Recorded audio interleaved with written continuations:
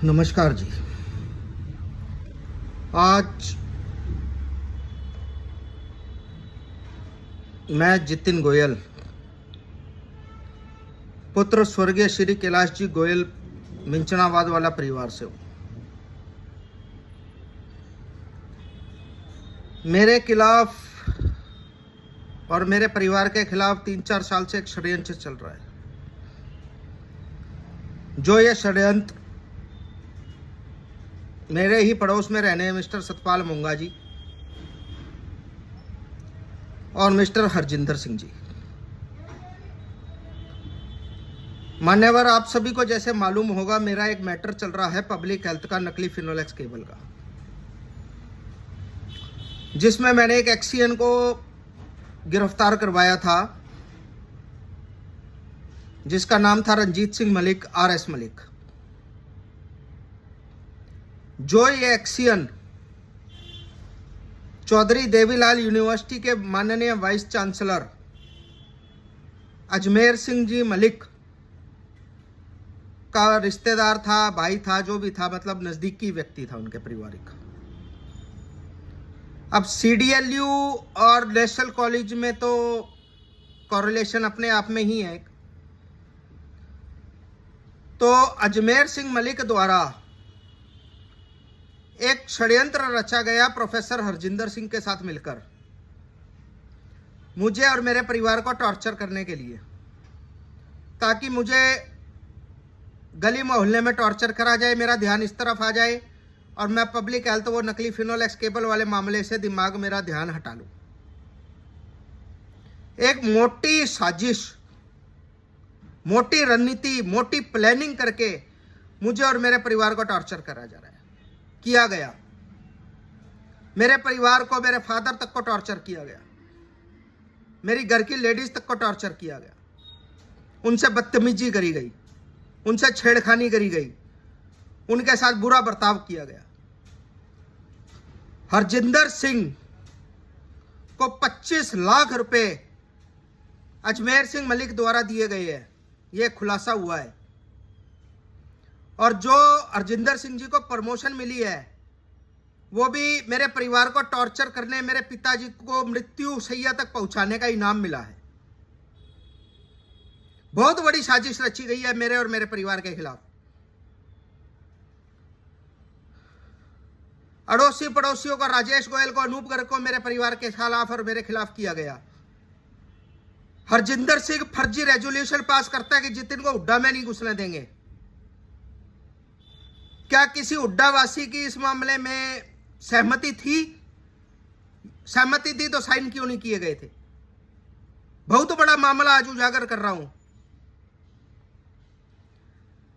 3 साल पहले भी मेरे फादर की चिट्टे की झूठी कंप्लेंट लगाई सतपाल मोंगा ने, और अब फिर एक झूठी कंप्लेंट लगवाई गई है चिट्टे की, जिसमें मेरे स्वर्गीय पिताजी तक के लिए यह बोला गया कि चिट्टे का नशा करता था इसलिए मर गया।